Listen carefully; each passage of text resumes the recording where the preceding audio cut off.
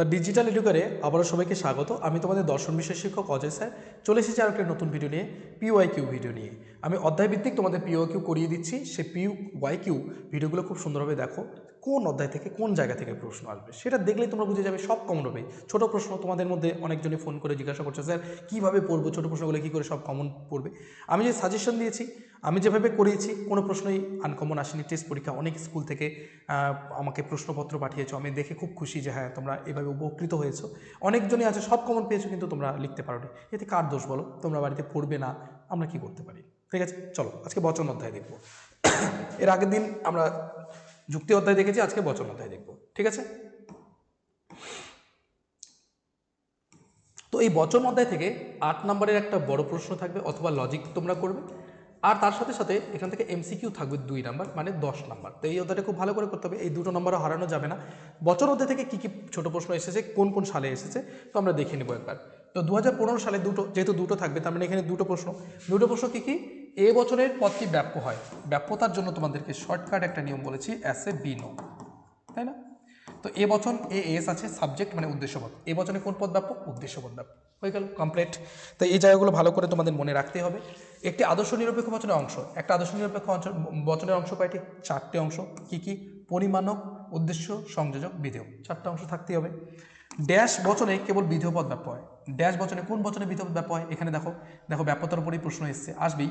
তাহলে দেখো ও প্রেডিকেট, তার মানে কি বিধেয় পদকে এইটা। এটা 2016 সালে পরের প্রশ্ন, উদ্দেশ্য ও বিধেয় পদ ব্যাপ্য, দুটোই ব্যাপ্য। দেখো ব্যাপ্যতা থেকে দুটো প্রশ্ন দিয়ে দিয়েছি, তাহলে তোমাদের এই জায়গাটা ভালো করে পড়তেই হবে।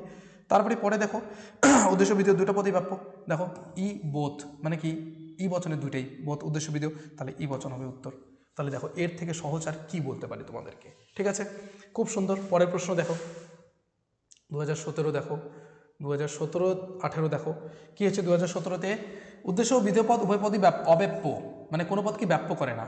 এই যে অ্যাসেবিনপ লিখে নাও, অ্যাসেবিনপ, দেখো IN লেখা আছে, নান, কোনো পদকে ব্যাপ্য করে না, তাহলে আই বচন হবে উত্তর। তাহলে দেখো একটি বচন সর্বদা, বচন সর্বদা কি হয়? আমরা বচনের ধর্ম পড়ে এসেছি, অবৈধ বৈধ হয়, নিশ্চিত সম্ভব হয়, ব্যাপক হয় না, সত্য মিথ্যা হয় সবসময়। একটা বচন সত্য বা মিথ্যা হয়। 2017 সাল সম্পূর্ণ শেষ। 2018 যে বচনে কেবল বিধেয় পদ ব্যাপ্য হয়, যে বচনে বিধেয় পদ ব্যাপ্য হয়, কোন বচনে? আমরা 2016 সালেই করে আসলাম ও বচনে। একটি আদর্শ নিরপেক্ষ বচনের অংশ হলো কয়টা অংশ? রিপিটেড প্রশ্ন 4টি অংশ।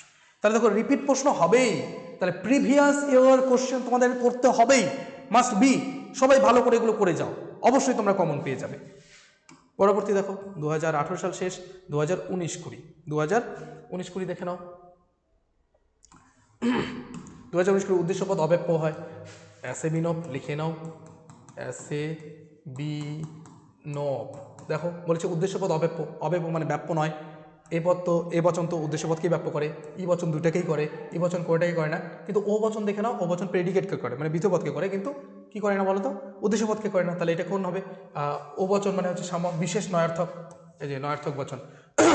হ্যাঁ, নয়ার্থক বচনের, সামান্য বচনের, সদর্থক বচনের, বিশেষ বচনের, এটা হচ্ছে ও বচন হবে নয়ার্থক বচন। নয়ার্থক বচন, ও বচন হচ্ছে নয়ার্থক বচন। ঠিক আছে, আই বচন হবে না, আই বচন,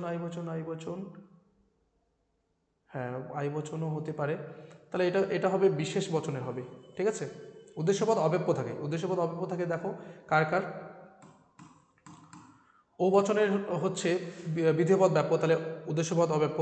আই বচনও বিশেষ বচন, তার তো কোনোটাই ব্যাপ্য না, তাহলে এটা হবে উত্তর। ঠিক আছে, এটা হবে না। তারপরে দেখো প্রতিটি নয়ার্থক বচনের ড্যাশ পদটি অবশ্যই ব্যাপ্য হয়। প্রতি নয়ার্থক বচন কি কি? ই আর ও, এদের কোন কোন পদ ব্যাপ্য? এর উদ্দেশ্য বিধেয় দুইটাই, এর শুধু বিধেয়, তার মানে কি দুটো পদ্ধতিতে বিধেয়টা ব্যাপ্য, তাহলে এটা হবে কি বিধেয় ব্যাপ্য। হয়ে গেল, একদম টেকনিক্যালি তোমাকে বের করে নিতে হবে। পরে 20 সালে দেখো একটি বিশিষ্ট নিরপেক্ষ বচনের অংশ, বিশিষ্ট বচন হলে কিন্তু তার পরিমাণক থাকে না, তাহলে 4টা অংশ হচ্ছে পরিমাণক, উদ্দেশ্য, সংযোজক, বিধেয়, তার মধ্যে একটা অংশ থাকছে না, তাহলে কয়টা অংশ থাকবে? 3টে। একটি বিশিষ্ট, যদি বিশিষ্ট বচন হয়, বিশিষ্ট বচনের অংশ হচ্ছে 3টি, কিন্তু একটি আদর্শ নিরপেক্ষ বচনের অংশ হচ্ছে কয়টি?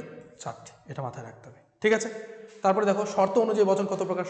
শর্ত অনুযায়ী বচন 2 প্রকার, তোমরা জানো, নিরপেক্ষ, সাপেক্ষ। দেখো নিরপেক্ষ, সাপেক্ষ, শর্ত অনুযায়ী বচন কত প্রকার? নিরপেক্ষ, সাপেক্ষ, এটা কিন্তু মাথায় রাখবে। ঠিক আছে, চলো নেক্সট বচন 2022 সাল 2022 সালে যেহেতু প্রশ্ন বেশি হয়েছে সেটা দেখে নাও। যে বচনে কেবল বিধেয়পদ ব্যাপ্য হয়, ও বচনে রিপিটেড প্রশ্ন।